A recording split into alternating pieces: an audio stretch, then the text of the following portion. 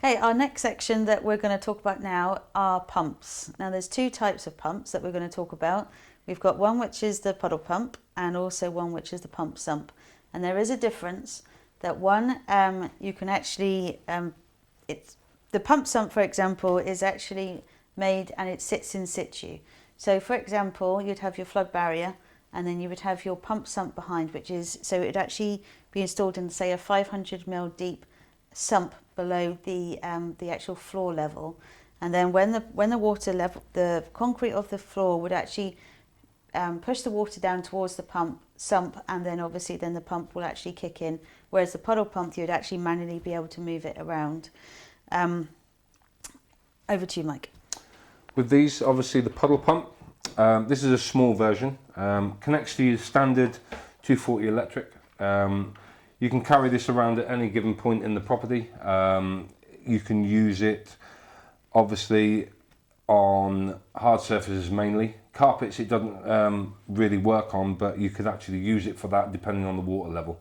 With the water level on this pump, as you can see by the louvers on the bottom, it actually starts to suck water at a very low level. So this will suck from about 2 mil in depth and actually take it out of the property. The hose thread on the top, what you do, you connect your hose to that. This could extend to, depending on the volume and the flow capacity of the pump, it could actually extend from 1, 2 to 15 meters depending on the volume capacity of the pump.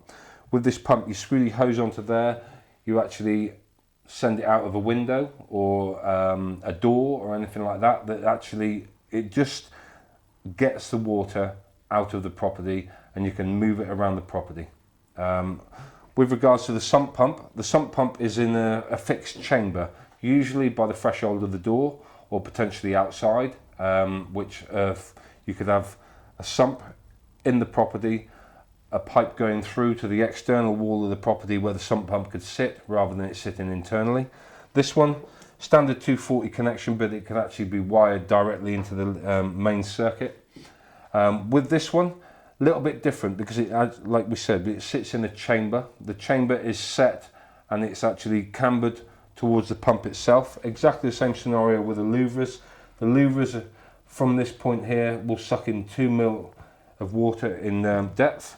With the sump pump here, this one is an automated or a manual system.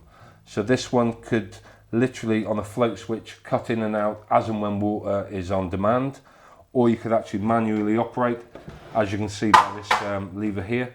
You can actually put it in manual, so if you've got a constant flow or a very small flow that trickles rather than a volume of flow that's gradual, you can actually put this on manual so the pump cuts in and out as and when you feel it wants to cut in and out, if you're conscious about it. Or you can actually set it in the auto mode, which will actually go up to a certain level and then start pumping.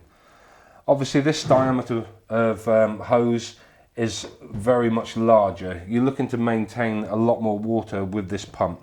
This pump is designed, as we said, to sit in a chamber. The outlet hose could go up the wall or out through, if you core drill out of the wall, say a 1.5 meters in depth, and actually pipe it through out of the wall. So your flood water could be at a depth of 600 to 900 mil. This one would be pumping out at 1.5 meters in height, just to actually make sure that you're actually pumping out higher than your water level that you've actually got. This one that we've actually used on another business was actually for groundwater flooding. So the groundwater flooding was actually coming up, but it didn't actually pass through the actual concrete slab.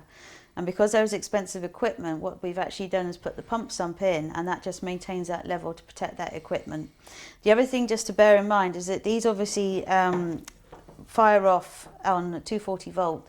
If part of your flood plan is to turn off the electric, obviously there's not going to be electric supply for these pumps, and these are going to be quite important to maintain that water level within your property or your business. So there's two things that you can do. You can either bring in a generator to actually power these pumps, or you can actually change, we'll talk about it later when it comes to resilience measures, but you can actually change the ground floor electrics and take it off onto one circuit. So what you could do is turn off the ground floor circuit, but actually have these wired into the first floor circuit so that you've still got power. But it's just bearing in mind, and the other thing as well is when it comes to having the generator as that backup will be quite important, because sometimes when it comes to flood events you do actually have a complete, all the electric does turn off, you know, in that area which is flooded, so it's important to have a secondary source to maintain those flood levels within the property.